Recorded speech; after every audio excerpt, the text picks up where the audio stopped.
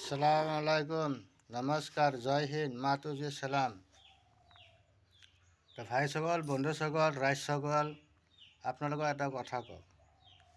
যুগতীকাৰৰ হত্যাবিলাক তদন্ত কৰি আপোনালোকক বুজাই দিলোঁ। বুজাই দিয়াৰ পিছতো ৰাইজে আপোনালোক তদন্ত কৰি মানুহবিলাক শাস্তি দিব পৰা নাই।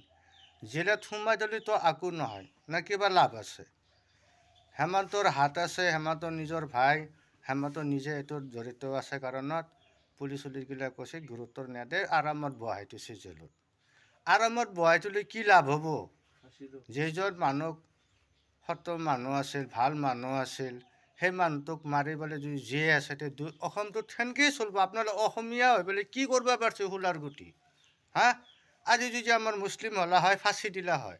আপোনালোকৰ জাতি বুলি, অসমীয়া বুলি ফাঁচি নেদে, তাক ফাঁচি দিব লাগব। যদি তাক ফাঁচি নেদে, তে কানুনৰ চৰকাৰত এইটো কোনো দাম মূল্য নহ'ব। আপোনাৰ অসমীয়াৰ কোনো মূল্য নাই, পাব্লিকৰ কোনো মূল্য নাই, কানুনৰ কোনো মূল্য নাই, মন্ত্ৰীৰ কোনো মূল্য নাই। কিয় মূল্য নাই? আজি সৎ মানুহ, ভাল মানুহ মাৰি ফেলছি, তাৰ তদন্ত কৰি মানুহবিলাক ধৰাত পৰা গেছি, তথাপি যদি মানুহবিলাক আপোনালোকে যদি শাস্তি নেদে, তে কেনে হ'ব?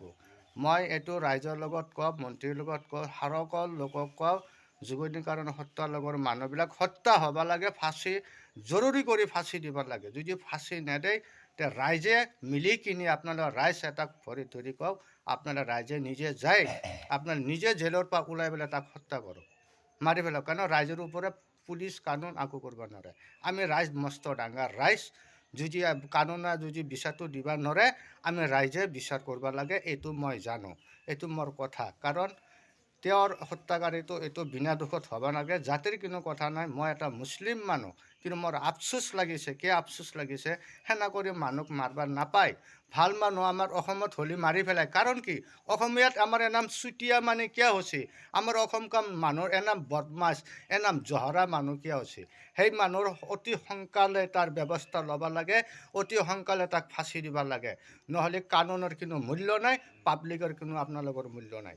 আপোনালোকে জাতি অসমীয়া হৈ পেলাই আজিকালি সিহঁতক শাস্তি দিব পৰা নাই। কিহৰ অসমীয়া হৈছে?